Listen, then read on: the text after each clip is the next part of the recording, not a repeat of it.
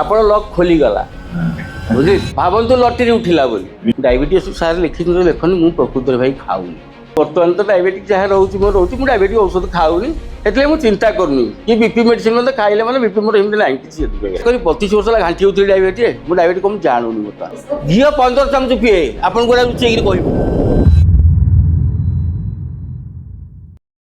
ମୁଁ ସାର୍କୁ ଆଗ କୁଣ୍ଡେଇବି ବୁଝିଲେ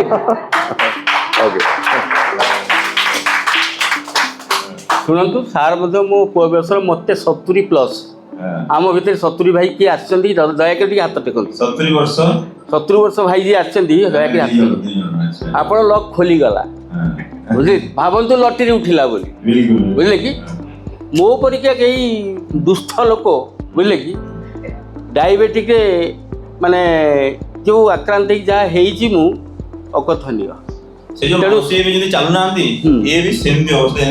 ଶୁଣନ୍ତୁ ଆଜ୍ଞା ମୁଁ କହୁଛି ପ୍ରଥମେ ମୋର ପରିଚୟ ମୁଁ ମାଇସେଲ୍ଫ ସୁନୀଲ କୁମାର କର ରିଟାୟାର୍ଡ ଗ୍ରାମ ପଞ୍ଚାୟତ ଏକ୍ସଟେନସନ୍ ଅଫିସର ଢେଙ୍କାନାଳ ମୋ ଘର ମୋତେ 70+। 32 ବର୍ଷର ଡାଇବେଟିକ୍ ପେସେଣ୍ଟ ମୁଁ ଥିଲି 32 ଇୟର୍ସ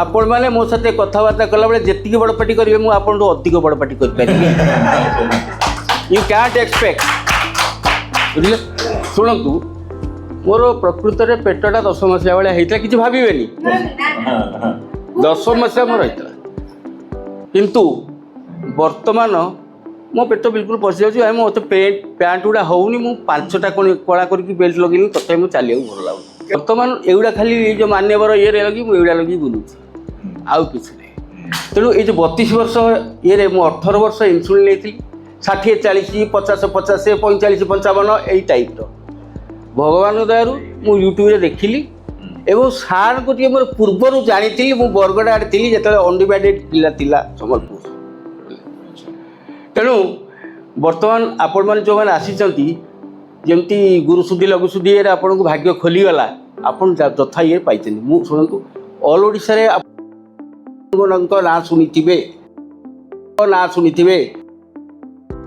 ଶୁଣିଥିବେ ଏସିବିରେ ବୁଝିଲେ ତାପରେ ଆମର ବିଭିନ୍ନ ପ୍ରକାର ଲୋକ ସମସ୍ତଙ୍କ ସଂସ୍ପର୍ଶରେ ମୁଁ ଆସି ସାରିଛି ବୁଝିଲେ ଆଉ ତେଣୁ ବର୍ତ୍ତମାନ ତାପରେ ଏଇଟା ଯେତେବେଳେ ଦେଖିଲି ୟୁଟ୍ୟୁବ୍ରୁ ମୁଁ ଏଠିକି ଆସିଲି ନଭେମ୍ବର 28 2024 ମସିହାରେ ଛତ୍ରପୁର ଅଗସ୍ତି ନୂଆ ଗାଁରେ ମୋର ହେଲା ଜାଣିକି କ୍ୟାମ୍ପ ଆଟେଣ୍ଡ ତା ପୂର୍ବରୁ ମାଉସୀ ବି ମୋ ସ୍ତ୍ରୀ ମଧ୍ୟ ବିଶେଷ ଆସିଥିଲା ବୁଝିଲେ କି ଏଠି ରହିଲି ମୁଁ ମୋ ଗାଡ଼ି ଫାଡ଼ି ରଖି ମୁଁ ରହିଲି ତା ପୂର୍ବରୁ ମୁଁ ପ୍ରୋଫାଇଲ୍ କରିସାରିଥିଲି ପ୍ରୋଫାଇଲ୍ଟା ଧରିକି ସେ କହିଲେ ମଉସା ଏଠି ହଁ ମଉସା ଏଠି ଚାଲି ଆସନ୍ତୁ ଏଠୁ ଆସିଲି ତାପରେ ଏଠି ମୁଁ ପାଖାପାଖି 14,000 ଟଙ୍କାର ଆପଣଙ୍କର ଇନ୍ସୁଲିନ୍ ମୁଁ ରଖିଥିଲି ସେଇଠି ସବୁ ଥୋଇଲି ଆଣିକିରି ଟ୍ୟାବଲେଟ୍ ବି 11 ପ୍ରକାର ଖାଉଥିଲି ତେଣୁ ଆପଣ ବିଶ୍ୱାସ କରନ୍ତୁ ବା ନ କରନ୍ତୁ ମୁଁ ନିଜେ ଆଉ ମୋର ଅତି ଜୋର ହେଲେ 285 280 ଏଇ ଟାଇପ୍ର ରହୁଥିଲା PPBSଟା ସୁଗରଟା ଫାଷ୍ଟିଂଟା 150 160 175 ଏମିତି ଟାଇପ୍ର ରହୁଥିଲା କିନ୍ତୁ ଯେତେବେଳେ ମୁଁ ଆସିଗଲି ଏଠି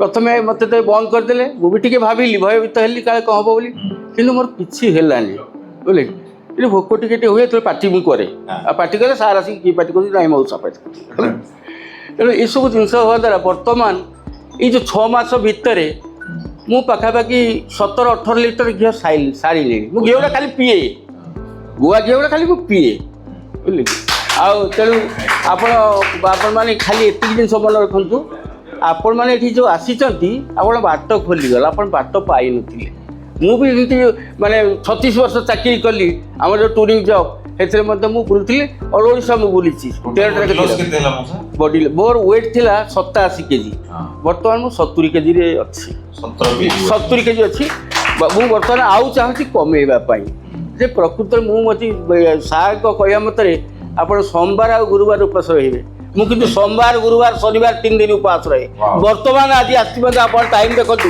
1:05 ମୁଁ ପିଇଛି କ'ଣ ଜାଣିଛନ୍ତି ବୁଲେଟ୍ କଫି ଏଇଠି ବୁଝିଲେ ପାୱାର କଫି ଘିଅରେ ପଡ଼ିଲେ ହୁଏ ଆପଣ ଯେଉଁ ଅମୁଲ ବଟର ପକେଇଲେ that is called bullet coffee ନା ସାର୍ ଭୁଲ କହିଲି ବୋଲା ତାପରେ ଶୁଣନ୍ତୁ ବର୍ତ୍ତମାନ ଏଇଠି ଆସିଲି ସେଠି ସାଙ୍ଗସାଥିରେ ଆଉ ଟିକେ କଫି ପିଇଲି ଘିଅ ପକା ହେଇଛି ବୁଝିଲେ ଆଉ ଲେମ୍ବୁ ପାଣି ରଖିଲି ଗାଡ଼ିରେ ସେଥିରୁ ଅଧ ବୋତଲ ପିଇଛି। ବର୍ତ୍ତମାନ ସୁଦ୍ଧା ଆଉ କିଛି ଖାଏନି। ମୁଁ ପାନ କିନ୍ତୁ 70 ଖଣ୍ଡ ଖାଏ। ସମ୍ବଲପୁର ଥିଲାବେଳେ ତ ଭାଙ୍ଗ ଗୋପାଳ ଚଉଲବାର ମୁଁ ପାନ ଖାଏ। ବର୍ତ୍ତମାନ ମୋର 15 ଟଙ୍କା 15ଟା ପାନ ମୋ ପକେଟରେ ବି ଥୁଆ ହେଇଛି। ମୁଁ ପାଟିରେ ପାନ ଆପଣ ଖାଇପାରିବେ। ଶୁଣନ୍ତୁ ଆପଣ ବ୍ୟସ୍ତ ନୁହେଁ, ଶୁଣନ୍ତୁ ପାନ ଖାଇବାକୁ ଇଚ୍ଛା ହେବନି। ମାନେ ମୁଁ କାହିଁ କହିସାରିଛି କି ଜିନିଷ ହେଉଛି ଆପଣ ପ୍ରଥମେ ସକାଳୁ ଉଠିଲେ ପଚାରୁଥିଲେ ସେ ଭାଇ କ'ଣ ଏମିତି କରିବେ ଅମୁକ ଭଲ ମନ୍ଦ, ଆପଣ ନ ପଚାରନ୍ତୁ ମୋତେ ମୁଁ ଖାଲି ସାମାନ୍ୟ କହିଦେଉଛି। ଆପଣ ଯେତେବେଳେ ସକାଳୁ ଉଠିବେ 5ଟା ବେଳୁ ଧ୍ୟାନ କରିକି ଯାହା ଯେମିତି କରିବା କଥା ଗଲେ ଆସିଗଲେ ଡିଟକ୍ସ ୱାଟର ପିଇଦେଲେ, ଏଇ ଯେଉଁ ଇଏର ଡିଟକ୍ସ ୱାଟର ଟିକେ ଘିଅ ପକାଇଦେବେ, ଲେମ୍ବୁ ଘିଅ ଡାଲଚିନି ପାଉଡ଼ର ମେଥି ଗୁଣ୍ଡ ଆଉ ହଳଦୀ ପାଉଡ଼ର, କୌଣସି ପ୍ରକାର ମିଶାବେନି, 1.5 ଗ୍ଲାସ୍ ପିଅନ୍ତୁ, କିଛି ହେବନି। ଆପଣ ଖାଲି ପାଦରେ ଟିକେ ଚାଲିବେ, ଯାହାର ପାଇଖିନା ଲାଗୁନଥିବ ବା ପାଇଲ୍ସ ଥିବ ସେଇଥିଲାଗି ଭୟଭୀତ ନ ହେଇକି ଆପଣ ଖାଲି ପାଦରେ ଆପଣ ଛାତ ଉପରେ ଚାଲନ୍ତୁ କିମ୍ବା ଯଦି ଯେଉଁ ଡାଇନିଂ ଅଛି ଆପଣଙ୍କର ଇନ୍ ପ୍ରଶସ୍ତ ଚାଲିବେ। ମିନିମମ୍ ଆଜି 500 ପାଦ ଚାଲିଲେ କାଲି 1000 ଚେଷ୍ଟା କରିବେ, ତାର ଦିନ 2000, ଏମିତି ଆସ୍ତେ ଆସ୍ତେ ବଢ଼ି ବଢ଼ି ଆପଣ 5000 ପର୍ଯ୍ୟନ୍ତ ଚାଲିବେ। ଆଉ କୁଆଡ଼େ ନ ଚାଲନ୍ତୁ, ଖାଲି ପାଦରେ ବୁଝିଲେ। ତାପରେ ଦେଖିବେ ଆପଣଙ୍କୁ ପାଇଖାନାଟା ଲାଗିବ, ଆପଣ ଭାବିପାରିବେନି। ସେଇଠୁ ତାପରେ ଆସିଗଲେ ପାଇଖାନା ଗଲାବେଳେ ଗାଧୋଇ ପିଡ଼ି ତାପରେ ଆସିଲେ ଦେବେ। ତାପରେ କ'ଣ କରିବେ, ଆପଣ ଯଦି ବିପି ଅଛି କି ଭଲ ମନ୍ଦ ଯାହା ଅଛି ଆପଣ ଖାଲି ପେଟରେ ଔଷଧ ଖାଇବେ ବିପି ଲାଗି ବୁଝିଲେ। ଡାଇବେଟିସ୍ ସାର୍ ଲେଖିଛନ୍ତି ଲେଖନି, ମୁଁ ପ୍ରକୃତରେ ଭାଇ ଖାଉନି, ଖୋଲା କଥା ବୁଝି କହିଲି। ଆଉ ଜିନିଷ ହେଉଛି ଆପଣ ତାପରେ ଏଇ ମୁଁ ଟିକେ ଆଗ ନାଇଁ ବର୍ତ୍ତମାନ ମାନେ ରିଡ଼ିଂ ତ ମୋର କମ୍ ଇଏ ରହିବେ, ତାଙ୍କର ଆମର 140 ଉପରେ ରହିଲେ ଖାଇବେ ଫାଷ୍ଟିଂଟା, 200 ଉପରେ ରହିଲେ PBSଟା ଆପଣ ଔଷଧ ଫାଳେ ଖାଇବେ। ଏଇଠି ଡାପା କହୁଛି କି ଆଉ ଯେଉଁ ପ୍ରକାର ଇଏ ମୁଁ ଭାଇ ସେ ଲେଖିଆନ୍ତି ମୁଁ ଖାଏନି ଖୋଲା। ମୁଁ ଉପାସଟା କିନ୍ତୁ ବହୁତ ରହେ। ସପ୍ତାହକୁ 3 ଦିନ ଫାଷ୍ଟିଂ କରନ୍ତୁ। ସପ୍ତାହକୁ 3 ଦିନ କରି ସପ୍ତାହକୁ 3 ଦିନ ଫାଷ୍ଟିଂ 3 ଦିନ କହୁଛି ଆପଣ ଧୈର୍ଯ୍ୟ ଧରନ୍ତୁ, ଆପଣ ଧୈର୍ଯ୍ୟ ଦେଇନଥିଲେ ମୁଁ ଧୈର୍ଯ୍ୟ ଧରିଛି। ତେଣୁ ଆଜ୍ଞା କହିବାକୁ ଯାଉଛି ଆପଣ ଫାଷ୍ଟିଂ ପଦ କାହିଁ ଉଠିଛି କି, ମୁଁ ତ ଡେଲି ରୁଟିନ୍ ଉପରେ କହୁଛି ଆପଣଙ୍କୁ ବାସ୍। ତେଣୁ ବର୍ତ୍ତମାନ ଯେତେବେଳେ ଆପଣ ଆସିଲେ ଯେଉଁ ଗାଧେଇକିରି ତାପରେ ଆପଣ ଯଦି ଯେଉଁ ବିପି ଲାଗି ଔଷଧ ଖାଉଛନ୍ତି ୟୁ ମେ ଟେକ୍ ଖାଲି ପେଟରେ। ଆଚ୍ଛା ତାପରେ ଆପଣ ଏଇ ଯେଉଁ ପାୱାର କଫି ଅଦରୱାଇଜ୍ ଇଏ ନଚେତ ଘିଅ 4-5 ଚାମଚ ପିଇବାକୁ ଆରମ୍ଭ କରି, ଆଗ 2 ଚାମଚ ତାପରେ 4 ଚାମଚ, ମୁଁ 10 ଚାମଚ ଖାଇଦେବି, ମୁଁ 15 ଚାମଚ ପିଇଦେବି, ମାଣେ ଘିଅ ପିଇଦେବି ହେଲେ ଖାଲି ପାଟିରେ ଖାଲି ଘିଅ ପିଅ। ଆପଣ ଶୁଣନ୍ତୁ ଆପଣ ବିଭିନ୍ନ ପ୍ରକାର ଘିଅ ପିଇଲେ ଆପଣଙ୍କ ମାନେ ସମସ୍ତଙ୍କର ଆର୍ଥିକ ସଚ୍ଛଳତା ଠିକ୍ ନୁହଁ ବୁଝିଲେ କି। ତେଣୁ କାହାର କିଏ କେଉଁ ପ୍ରକାର ହେବ, କାରଣ ସମସ୍ତେ ତ ସବୁ କରିପାରିବେ କି ଗଲା। ଆପଣ ତାପରେ ଗଲେ ଯଦି ସେଦିନ ଫାଷ୍ଟିଂ ଥାଏ ତାହେଲେ ମୁଁ ସେମିତି ରହିଲି, ଯଦି ଫାଷ୍ଟିଂ ବି ନଥାଏ ସେମିତି ରହିଲି। ଦୁଇଟା ଗୋଟେ କଥା କହିବାକୁ ଟିକେ ଦିଅ। ଆଜ୍ଞା ସାର୍ ପ୍ରଥମରୁ କ୍ୱେଶ୍ଚିନ୍ଟା ଭୁଲ ହେଉଛି ଯେ ଫାଷ୍ଟିଂ ଦିନ ଖାଇବା କ'ଣ? ହଁ ମୁଁ ତାପରେ ମୁଁ ଶୁଣିଛି ଯଦି ଫାଷ୍ଟିଂ ଦିନ ଖାଇବା କ'ଣ ପ୍ରଶ୍ନଟା ଭୁଲ ହେଇଗଲା। ଫାଷ୍ଟିଂ ତ କରିବା, ଖାଇବେ କ'ଣ? ଆପଣ ଖାଦ୍ୟ ଲାଳସା କମାନ୍ତୁ, ଖାଦ୍ୟ ଲାଳସା କମେଇବେ, ତାହେଲେ ଆପଣ ଜୟଯୁକ୍ତ କରିବେ। ଫାଷ୍ଟିଂ ନିର୍ଜଳା ନାହିଁ ସାର୍, ଦେଖନ୍ତୁ ନିର୍ଜଳା ଏଥିପାଇଁ ନାହିଁ କାରଣ ଫାଷ୍ଟିଂ ପିରିୟଡ଼ରେ ଆପଣ ବଡ଼ିର ଟକ୍ସିନ୍ ବାହାର କରିବା ପାଇଁ ଆପଣ ଯେମିତି ହେଲେ ୱାଟର ଫାଷ୍ଟିଂ କରିବା ବାଧ୍ୟ। ଅତି ଭଲ କରୁଛନ୍ତି ହେଲେ ୱାଟର ଫାଷ୍ଟିଂ, ଅଦରୱାଇଜ୍ ଆପଣ ପାୱାର କଫି, ଟଙ୍କ ତୋରାଣୀ, ଗ୍ରୀନ୍ ଜୁସ୍, ଇଭେନ୍ ଗ୍ରୀନ୍ ଜୁସ୍କୁ ଡାଇଜେଷ୍ଟ କରିବା ପାଇଁ ବି ପାଣି ଦରକାର, ସେଥିପାଇଁ ପାଣିଟା ମୁଖ୍ୟ, ପାଣି ନିର୍ଜଳା ହେବନି।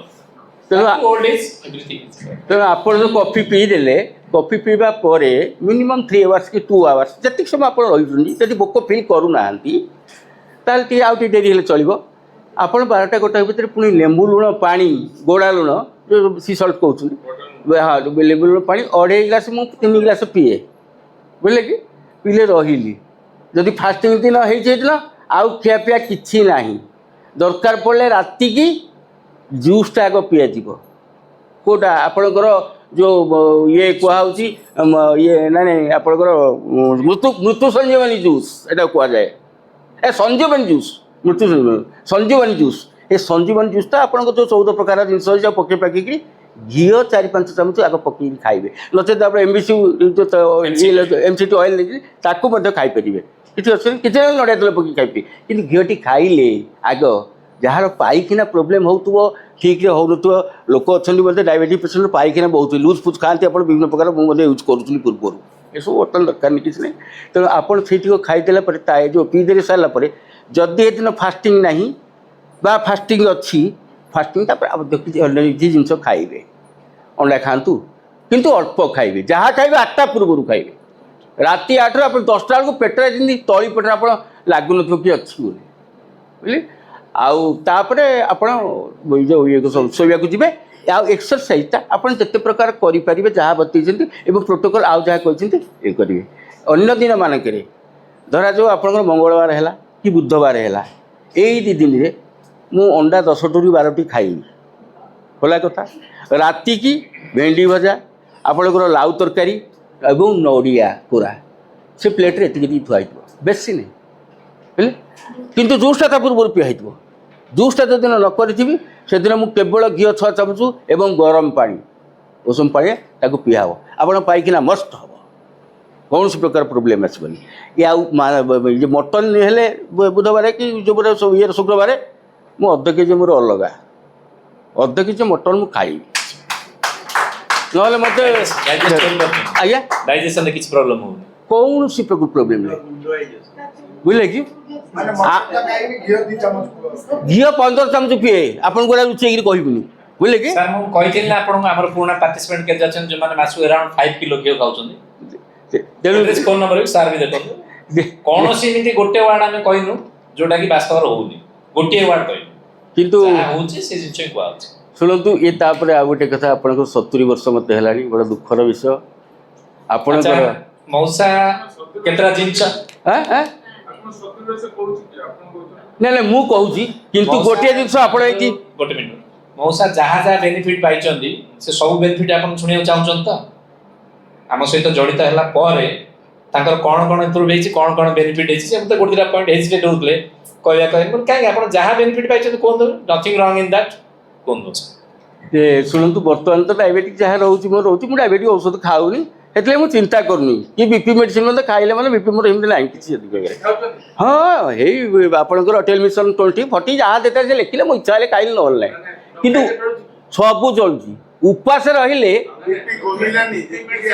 ହଁ ହଁ ହଁ ହଁ ମୋର ଆଗରୁ ଏତେ ବିପି ନଥିଲା एक्चुअली देखो बीपी कथा हम कहि दोछि के जण अछंती जोमा हमर 5 मिनिट है जदी 5 मिनिट के जण अछंती 140/90 रे भी ताको एनर्जी लागो फास्ट हला आपनकर बॉडी रो सिम्पटम्स की सिग्नल जदी 140/90 रे ताको एनर्जी लागो इट मींस ता बॉडी पई मेडिसिन रिक्वायरमेंट हला इवन लोक अछंती 160/100 थियो ताको जणा पड़न तो स्मॉल चेंजेस रे ताकर रिवर्स हिट अब बीपीटा टिके टाइम लागो जेहेतु बीपीटा डायबिटीज टा मेजरली डाइट को रिलेटेड किंतु बीपीटा सेवरल रीजन रोज आपण स्ट्रेस हे गेले राती अनिद्रा हे गेले निद हलानी माडोल हे गेले स्वामी स्त्री रे की गोटे टारगेट ओरिएंटेड जॉब करचंदी सब को लिंक रोज ते बीपीटा इट विल टेक टाइम ताकर ए फूड ए आता हां मु इंडिकेट करछि ना रेसिपी क्लास रे भाई बीपी थिले कोन नेबे एक्स्ट्रा क्रिएटिनिन प्रॉब्लम थिले कोन नेबे लिवर प्रॉब्लम थिले कोन नेबे रेसिपी क्लास रे कोइ छि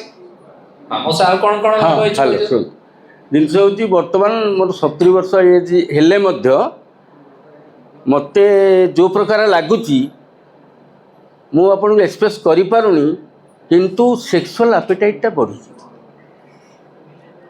out of exercise nothing wrong in that ये रूटीन एज एक्चुअली सकाळे जो आमे कहउतले स्टेम सेल कथा से स्टेम सेल खाइला परे डिफरेंस ता फील ए क्योर सेल ता मु बेसी भी नहीं भाई जोड़िए पैकेट देइछंती गोटे पैकेट मोर सुस्त अवस्था ता रखी आउ गोटे पैकेट सारी बोले मत जस्ट कहले मु एटा कहबाटा ई बयस रे बोले रॉन्ग कोन नॉर्मली जो मानर शुगर प्रॉब्लम रे पुरुष मान कथा मु भी को पिला ए प्रॉब्लम ता आसी जाए 45-50 वर्ष आ डायबिटीज प्रॉब्लम अछि मींस तो स्पर्म काउंट ऑलमोस्ट जीरो हे यूज कहले मते मिथ्या न आ ताकू हील करियाटा रे किछ लाज करिया नै समस्तंगर आवश्यकता अछि स्त्री मन होंतु कि पुरुष लोक होंतु जे नेचुरली हम हील करि परछे सेते किछ खराब तेणु आपण मैंने आसुँच बर्तमान जहाँ जमी होती प्रोटोकॉल को मानिकी चलतु एवं आपणकर ज्ञाति कुटुंब भल मन्द जो मैंने आपको विश्वास करती कहतु କେମିତି କ୍ୟାମ୍ପରେ ଆସିକି ନେକ୍ସଟ ଇୟର୍ରେ ଇଏ କରନ୍ତୁ, ଯୋଗଦାନ କରନ୍ତୁ ଏବଂ ସୁସ୍ଥ ହେଇଯାଆନ୍ତୁ। ଆମର ଲକ୍ଷ୍ୟ ରହୁଛି ସାର୍ଙ୍କର କ'ଣ, ଆମେ ଓଡ଼ିଶା, ସେ କିନ୍ତୁ ଓଡ଼ିଶାରୁ ଆମର ଏଇ ଡାଇବେଟିକ୍ଟାକୁ ପୋଚ କରିବେ, ତାଙ୍କର ଆଗ୍ରହ। ତେଣୁ ଆମେ ଯଦି କହିବା କ'ଣ ଖାଇବା, ତାହେଲେ ଆଉ କ'ଣ, ଖାଦ୍ୟାଭ୍ୟାସ ଛାଡ଼ି ଦିଅନ୍ତୁ। ଆପଣ ଉପାସ ହେଇଗଲେ ଆପଣ ନିଜକୁ ବଳ ଆସିବ। ମୁଁ 4 ଘଣ୍ଟା ଏଠି ଠିଆ ହେଇପାରିବି, କ୍ୟାନ୍ ୟୁ ବିଲିଭ୍? ବାସ୍ ସେଇ ଜିନିଷଟା ଆପଣ ମନରେ ଆସିବା ଦରକାର। କିନ୍ତୁ ଆଗ ଯଦି କହିବି କେଉଁଠି ଖାଇବି, ଭୋଜି ଗଲେ କ'ଣ ଖାଇବି, ଆରେ ଭାଇ ମାଛ କି ଚିକେନ୍ ଯାହା ଅଛି ତାହା ଖାଇବା। ଯଦି ଆପଣଙ୍କ ଆଗ୍ରହ ହେଲା ରାତି ବେଳେ ତ ଅଳ୍ପ ଖାଇବେ, କିନ୍ତୁ ତାପରେ ଆସିକି ଘିଅ 4-6 ଚାମଚ ପକେଇ ଦେଇ ଗରମ ପାଣି ପିଇଦେବେ, ତାଦିନ ସକାଳୁ ପାଇକିନା ପଳେଇବେ, ନୋ ପ୍ରୋବ୍ଲେମ୍। ହଁ, ଏନିମା ଯେଉଁ କୁହାହେଉଛି, ଶୁଣନ୍ତୁ, ଏନିମାଟା ସମସ୍ତଙ୍କୁ ବାରମ୍ବାର ସପ୍ତାହେ କଣ୍ଟିନ୍ୟୁଅସ୍ କରିବାକୁ ଟିକେ ଖରାପ ଲାଗିବ। ମୁଁ ପ୍ରଥମେ କଲି, କିନ୍ତୁ ତାପରେ ସପ୍ତାହରେ 2 ଦିନ କଲି, ଏବେ ତ ଟୋଟାଲି କରୁନି। କ୍ଲିନ୍ ହେଇଗଲା ପରେ ଆଉ କିଛି ଆବଶ୍ୟକ ବୁଝିଲା, ଏକ୍ସରସାଇଜ ଟୋଟାଲି ନାହିଁ, କିନ୍ତୁ ଖାଲି ପାଦରେ ମୁଁ ଚାଲେ ଏଇ 2000-3000 ଇଞ୍ଚ ବଢ଼େଇକି। ଓହୋ, ମାନେ ଗଣିକିରି ଆଜି 2000, କାଲି 4000, 3000 ଇଞ୍ଚ ବଢ଼ି 6000, ଯେତେ ଚାଲିପାରିବେ ଆପଣ। ଯେତେବେଳେ ଆପଣ ଫିଲ୍ କଲେ ଯେ ଝାଳ ଫାଳ ବାହାରିଗଲା, ତାପରେ ଆଉ ଅସୁବିଧା କିଛି ନାହିଁ। ଆଉ ଲୁଣ ପାଣିରେ ଗାଧେଇବେ। ମୁଁ ଆପଣ ମଝିରେ କହିଲି ଲୁଣ ପାଣିରେ ସ୍ୱଳ୍ପାତିଶୀ ସ୍ୱଳ୍ପ। ଆପଣ ଥଣ୍ଡା, ମୁଁ ଆଜି ପର୍ଯ୍ୟନ୍ତ ଥଣ୍ଡାଟା ଜାଣିନି କିଛି। ମାନେ ଆପଣ ପାଣି ଯୋଉ ଗାଧଉଛନ୍ତି ମଝିରେ ମଝିରେ ଲୁଣ ଗୋଟେ ମୁଠାଟେ ପାଣିରେ ପକେଇ ଦିଅନ୍ତୁ, ମୁଠା ଯାଅ, ଇଭେନ୍ ଲୁଣ ପାଣିରେ ପୋଛା ପୋଛି ହେଇଗଲେ ମଧ୍ୟ ଦେହମୂଳ ଦରଜ କମିଯିବ। ମାନେ ମିରାକଲ ଟାଇପ୍ର ଏ ଜିନିଷ, ଏ ମିଡ଼ିଆରେ। ହଁ, ଗୋଡ଼ା ଲୁଣ ଆପଣ ବି କଫିରେ ପକାଇ ପାରିବେ, ହର୍ବାଲ ଟିରେ ପକାଇ ପାରିବେ, ଗ୍ରୀନ୍ ଟିରେ ପକାଇ ପାରିବେ। ଆଉ ସାର୍ ଯେଉଁ କ୍ଲାସ୍ କରୁଛନ୍ତି, ଆପଣ ଯାହା କାମ ଥାଉ, ଯଦି ଯେତେବେଳେ ପାଇଖାନା ଯାଉଥାଏ ପାଇଖାନା ଶୁଣିପାରିବେନି, ଯଦି ମିସେସ୍ କହିବେ ଟିକେ ଶୁଣିବା ପାଇଁ, କିନ୍ତୁ ଆପଣ ସେ କ୍ଲାସ୍ ମିସ୍ କରିବେନି। ତାହେଲେ ଆପଣ ମାନେ ବହୁତ ଆପଣ ଯେଉଁ ପ୍ରକାର ଲାଗିବ ଏଇଟା ଭାବିପାରିବେନି। ଆଉ ମଧ୍ୟ କ'ଣ କହିବି, ଯଦି ଆପଣ କିଛି ପଚାରିବାର ଅଛି ଆପଣ ପଚାରନ୍ତୁ। ଆଉ ଉପାସ ରହିଗଲେ ଆପଣ ଅଟୋମେଟିକ୍ ଆପଣ ଧାରାରେ ପଡ଼ିଯିବେ। କୌଣସି କିଛି ମୁଣ୍ଡ ଚିନ୍ତା କରିବାକୁ ଆପଣ ଗୋଟେ କହିବି 25 ବର୍ଷ ହେଲା ଘାଣ୍ଟି ହେଉଥିଲି ଡାଇବେଟିରେ, ମୁଁ ଡାଇବେଟିସ୍ କ'ଣ ଜାଣୁନି ବର୍ତ୍ତମାନ ଟୋଟାଲି। ଆମ୍ବ ଭାଇ, ଆମ୍ବ ମୁଁ ବର୍ତ୍ତମାନ ଟିକେ ଭାଇ ଆମ୍ବ ମୁଁ ବର୍ତ୍ତମାନ ବିଶ୍ୱାସ କରିବେ ଯେ ଆପଣ ମୁଁ 3-4ଟି ଆମ୍ବ ଏକକାଳୀନ ଆମ୍ରପଲ୍ଲୀ କିମ୍ବା ବାଇଗଣପଲ୍ଲୀ ହେଇଥିବ, କିନ୍ତୁ ମାଉସୀ ଦେବାକୁ ବିରକ୍ତି ହେଉଥିବ। ମୁଁ କହିଲି ଆରେ ଖାଇବି, କିନ୍ତୁ ଆମ୍ବ ଖାଇଲେ କୁହନ୍ତି ଡାଇବେଟିସ୍ ବଢ଼ିଯିବ। ହଁ, ଏଇଲେ ଖାଇବେ କି ଆଣିବେ, ଖାଇବେ ଦେବେ। ଇଭେନ୍ ମଉସାଙ୍କର 70 ହେଲା, ଆମର ବ୍ରହ୍ମପୁରରେ ଜଣେ ଅଛନ୍ତି ଭବାନୀ ପଟ୍ଟନାୟକ, ତାଙ୍କୁ 68 ହେଲାଣି। ସିଏ ଛେନାପୋଡ଼ 100 ଗ୍ରାମ, 150 ଗ୍ରାମ, 200 ଗ୍ରାମ ଯାଏଁ ଖାଇବା ଆମେ ଟେଷ୍ଟ କରୁ, ତାଙ୍କ ନର୍ମାଲ। ମାତ୍ର 3 ଇୟର୍ସ ତଳେ ସେ ଆମ 34 ନମ୍ବର ବେଚରେ ଆମ ସହିତ ଜଡ଼ିତ ହେଇଥିଲେ, ଏବେ ହେଲାଣି ଆମର 66 ବେଚ୍। ସେଥିପାଇଁ କିଛି ଦିନ ପାଇଁ ସାଧନା କରିବାକୁ ପଡ଼ିବ। এটা ଟିକେ ସାଧନା। ଆପଣମାନେ ଖାଇପାରିବେ ଭାତ ଫାତ, କିଛି ବ୍ୟସ୍ତ ହୁଅନ୍ତୁନି। ଏଇ ତ କୀଟ ରୁଟି ମୁଁ ଖାଉନି, ଭାତ ଟୋଟାଲି ମୁଁ ଖାଉନି।